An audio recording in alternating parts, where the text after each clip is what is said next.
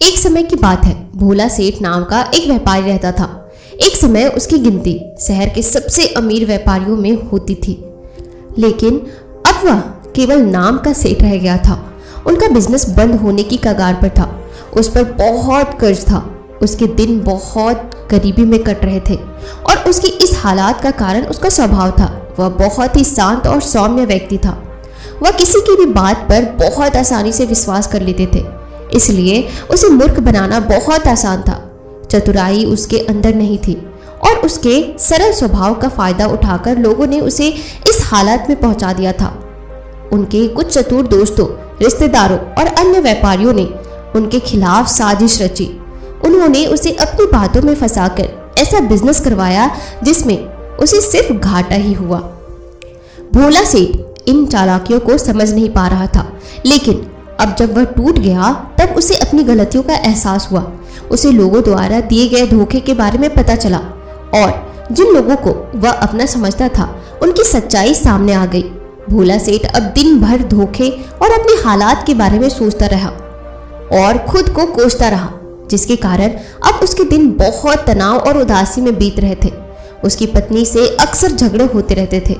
उसके घर पर कर्ज मांगने वालों की भीड़ रोज आती रहती थी। वह खुद को लोगों से छुपाता था।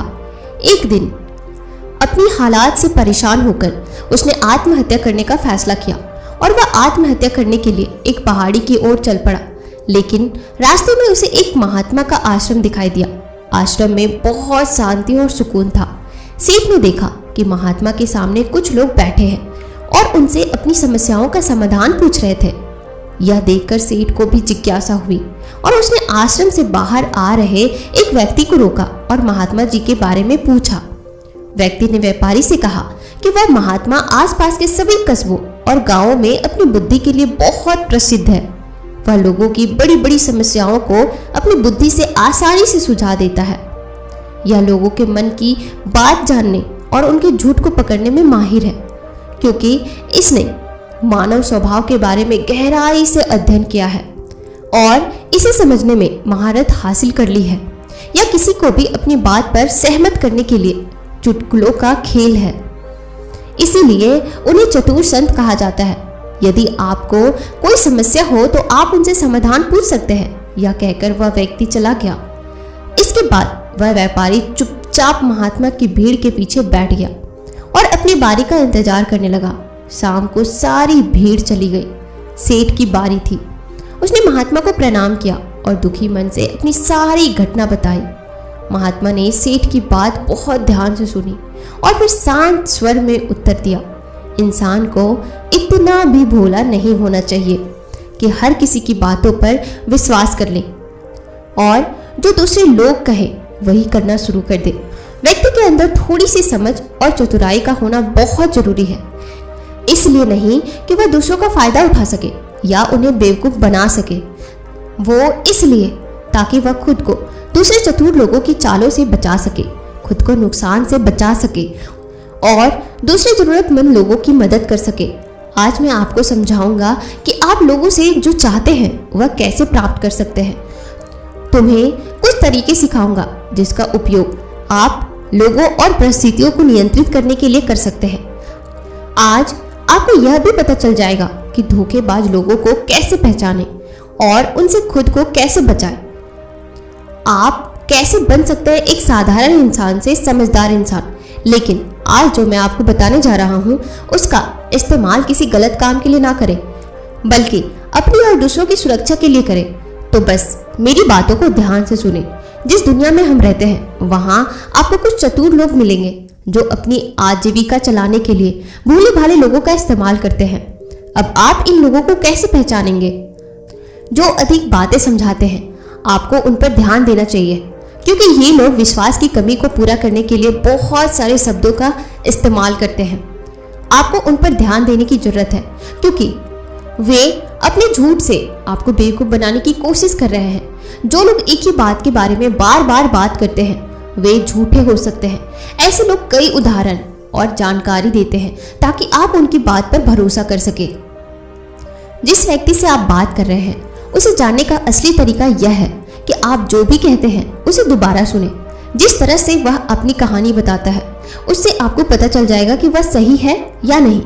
जब आप उसे दोबारा सुने तो उस पर ध्यान दें कि दोनों बार एक ही कहानी तो नहीं सुनाई गई आपको। दूसरी बात, यदि आप किसी ऐसे व्यक्ति को जानते हैं जो दूसरों से झूठ बोलता है तो कभी भी उस पर भरोसा ना करें, क्योंकि जो व्यक्ति दूसरों से झूठ बोलता है वह निश्चित रूप से आपसे भी झूठ बोलेगा।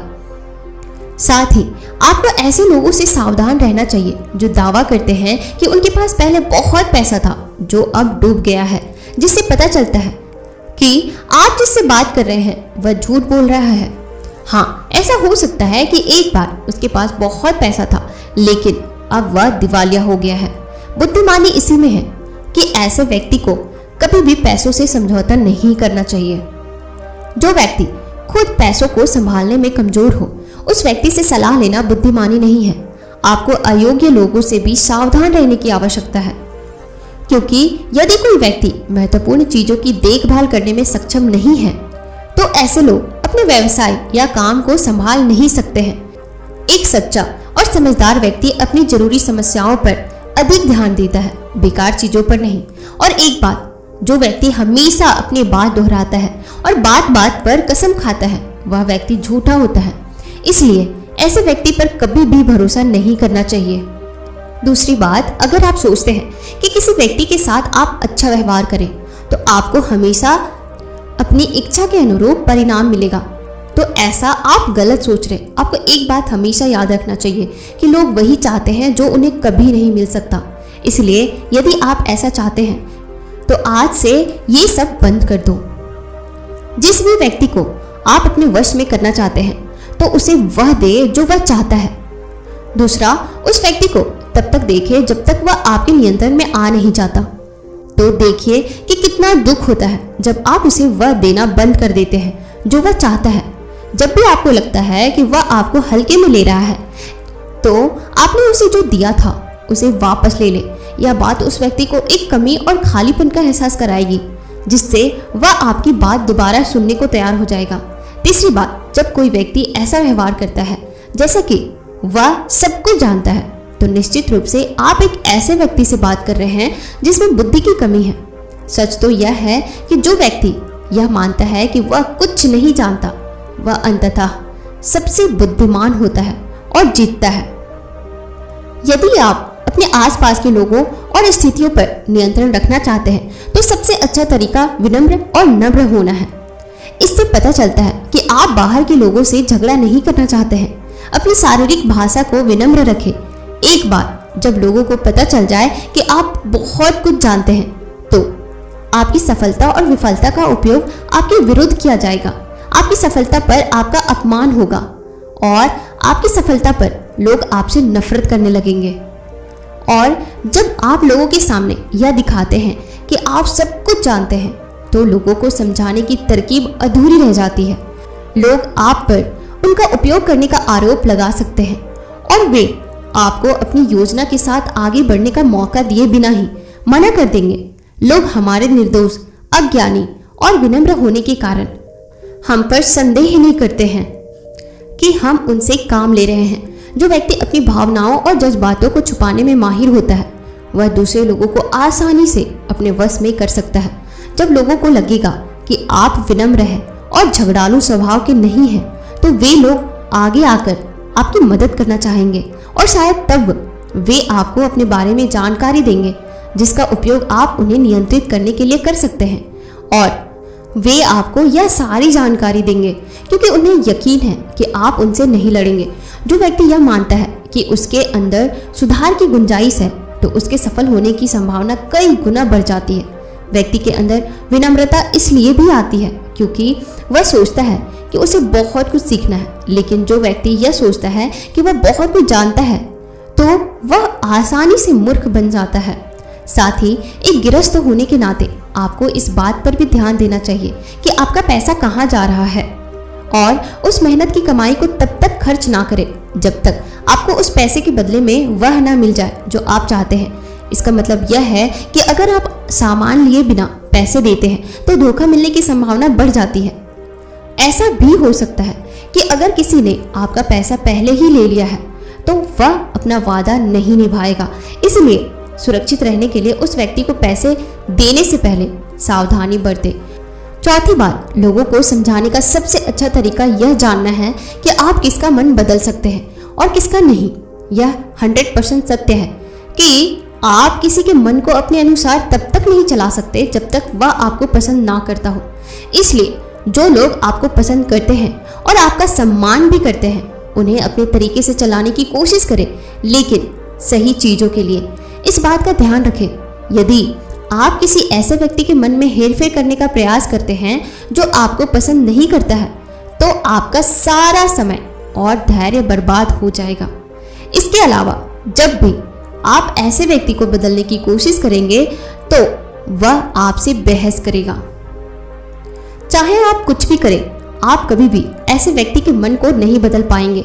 आपको अपनी बहस शुरू होने से पहले ही प्रयास करना बंद कर देना चाहिए और याद रखना चाहिए कि केवल आप ही उन लोगों को बदल सकते हैं जो आपको पसंद करते हैं और आपका सम्मान करते हैं। इसीलिए यदि आप किसी को बदलना चाहते हैं तो सबसे पहले उसके साथ अच्छे संबंध स्थापित करें और उससे दोस्ती करें। इतना कहकर महात्मा कुछ देर रुके और फिर आगे कहने लगे, अब मैं तुम्हें कुछ ऐसी तरकीबें बताऊंगा जिनका प्रयोग करके चतुर और धोखेबाज लोग दूसरों को मूर्ख बनाते हैं और उनका गलत इस्तेमाल करते हैं।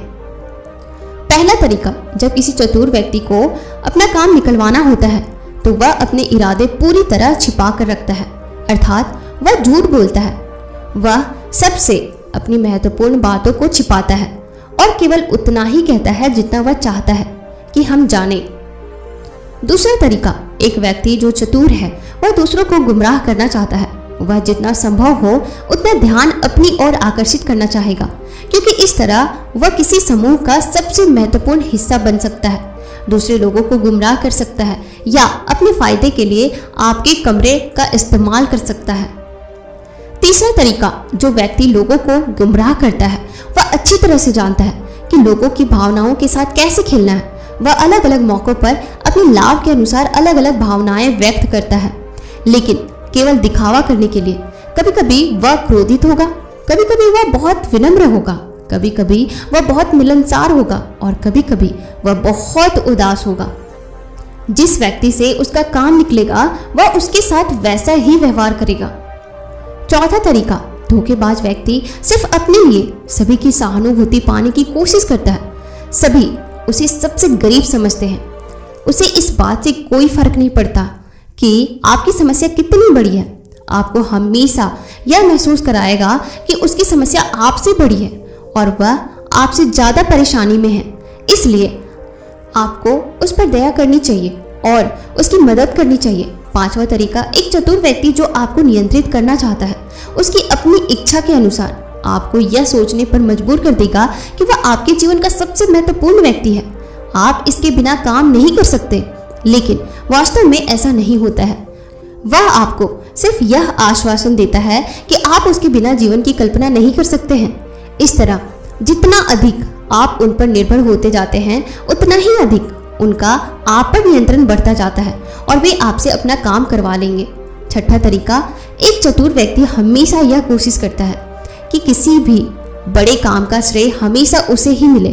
तारीफ तो उसकी ही होनी चाहिए, चाहे कुछ भी करे, लेकिन तालियां सिर्फ उसके लिए ही होगी।